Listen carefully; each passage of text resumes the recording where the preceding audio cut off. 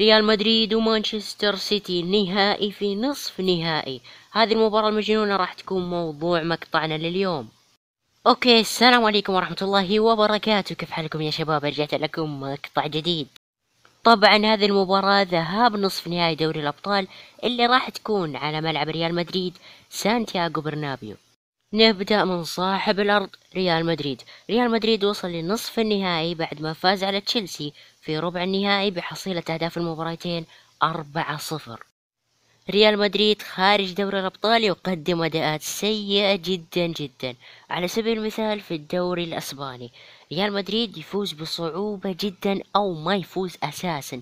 كان منافس قوي لبرشلونة في بداية الدوري، الآن لا، هو ثالث ترتيب الدوري. ريال مدريد جي فرص إلين عنده برشلونة كان يخسر، كان حتى هو يخسر بدل ما يستغل الفرصة ويروح يتصدر.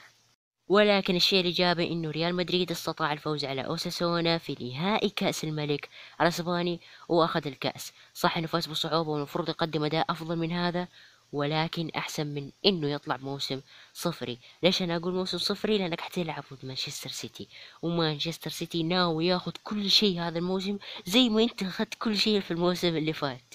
بالنسبة لغيابات ريال مدريد فكان في شكوك حوالين ديفيد ألابا ولوكا مودريتش، ولكن نحن شفناه في مباراة كأس الملك الأخيرة، فيعني غالبا راح يكونوا على قائمة انشيلوتي أمام مانشستر سيتي. نروح دحين للمان سيتي. مانشستر سيتي اللي استطاع العبور من بايرن ميونخ في دور ربع النهائي بنتيجة 4-1 مجموع مباراة الذهاب والإياب. على عكس ريال مدريد، مانشستر سيتي وضعه ممتاز جدا خارج دوري الأبطال. مانشستر سيتي متصدر الدوري الإنجليزي بفارق 4 نقاط عن الوصيف اللي هو أرسنال، وطبعا غالبا الدوري حيكون لمانشستر سيتي. ليش؟ لأنه فاز على أقرب منافس له هو أرسنال 4-1، معناته إنه يقول هذا الدوري حقي انتهى. بالنسبة لغيابات مانشستر سيتي فما في أي غيابات ولا حتى شكوك في غيابات. وضع مانشستر سيتي في هذا الموسم رائع جدا في كل النواحي. وطبعا في مواجهة مصغرة داخل هذه المواجهة راح تكون بين بنزيما وهالاند. صح إنه هالاند أفضل من بنزيما حاليا، وصح إنه هالاند مهاجم سفاح يسجل وقت ما يبغى، ولكن بنزيما أيضا مهاجم ذكي. بنزيما يعرف فين يتمركز، بنزيما عنده العزيمة والإصرار، وهذه راح تساعده اليوم. وطبعا وأهم شيء لازم ما ننسى رودريجو البرازيلي المجنون اللي بدأ يقدم أداءات كبيرة في الفترة الأخيرة، وبدأ يطلع ويتألق بشكل واضح جدا للجماهير.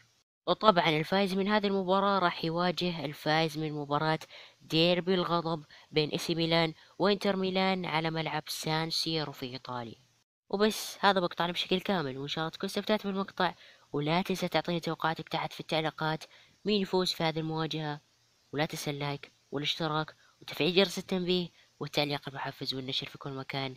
ومع ألف ألف ألف سلامة.